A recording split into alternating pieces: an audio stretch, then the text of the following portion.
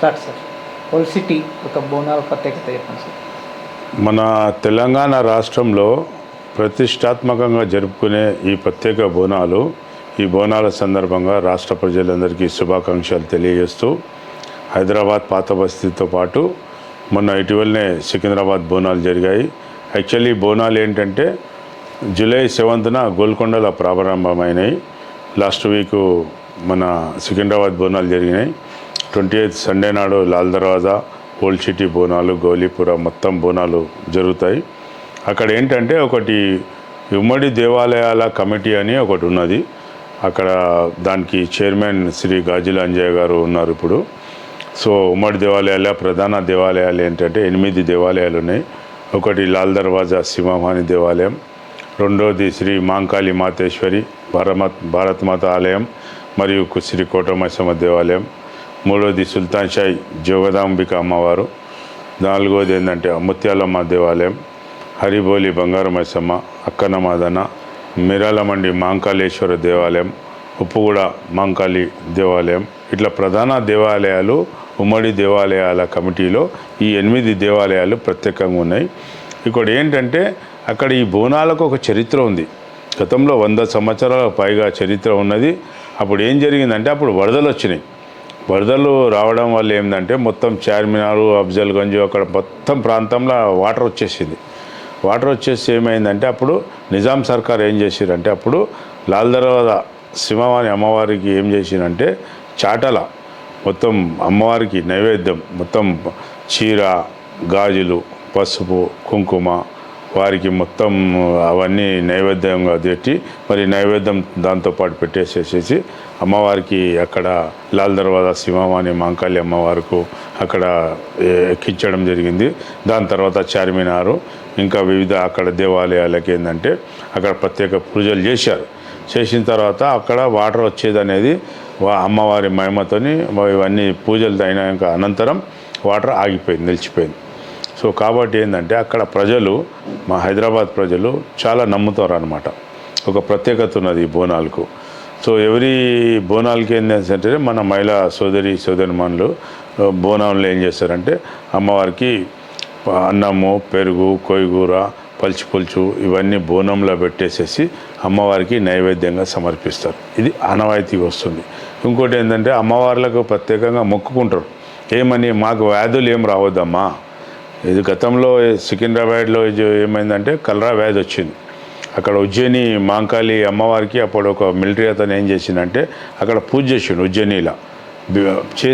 చేసిన అనంతరం అక్కడ అమ్మవారు ఇక్కడ కలరా వ్యాధి వచ్చింది, ఇదంతా ఆగిపోవాలమ్మా అని ప్రత్యేక పూజలు చేసిండ్రు. దాని తర్వాత కలరా వ్యాధి అంతా తగ్గిపోయింది. అక్కడ ఏమైంది, అక్కడ చెక్క బొమ్మను తెచ్చి అమ్మవారిని అక్కడ సికింద్రాబాద్ మాంకాళమ్మ టెంపుల్లో అక్కడ పెట్టారు. దాని తర్వాత తరతరాలుగా వస్తూ పెద్ద ఆలయంగా సికింద్రాబాద్ ఉజ్జయిని మాంకాళి అమ్మవారు ఉన్నది. అదేవిధంగా మా లాల్ దర్వాజా కూడా ఇక్కడ ప్రత్యేకత ఉన్నది.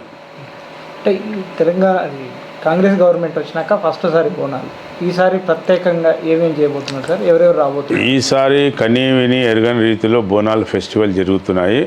గత ప్రభుత్వం 15 కోట్లు నిధులు ఇచ్చింది డెవలప్మెంట్ కోసం. ఈసారి రేవంత్ రెడ్డి సర్కార్, ముఖ్యమంత్రి రేవంత్ రెడ్డి గారు, బట్టి విక్రమార్క గారు ఉప ముఖ్యమంత్రి, అదేవిధంగా ఎండోమెంట్ మినిస్టర్ శ్రీమతి కొండా సురేఖ గారు, అదే ఇన్ఛార్జ్ మినిస్టర్ పున్నం ప్రభాకర్ గారు, వీళ్ళంతా కలిసి ఏం చేశారంటే 5 CR నిధులు పెంచడం జరిగింది. ఇంకో మా ప్రధాన దేవాలయాలకు 5 లక్షలు ఇస్తారన్నమాట. ఈసారి 50,000 పెంచడం జరిగింది.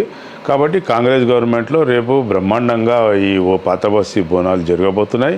మా దగ్గర లాల్ దర్వాజాకు, గౌలీపుర, మిరాలమండి వివిధ దేవాలయాలకు, ముత్యాలమ్మ దేవాలయాలకు ముఖ్యమంత్రి గారు వచ్చే అవకాశం ఉన్నది.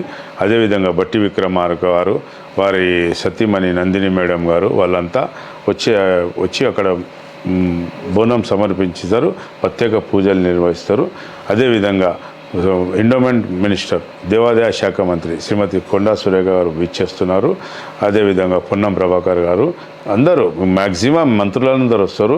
అదే ముఖ్యంగా ఏంటంటే నగర మేయర్ గద్వాల్ విజయలక్ష్మి గారు, వారు కూడా వచ్చి అక్కడ బోనం సమర్పించే అవకాశాలు ఉన్నాయి.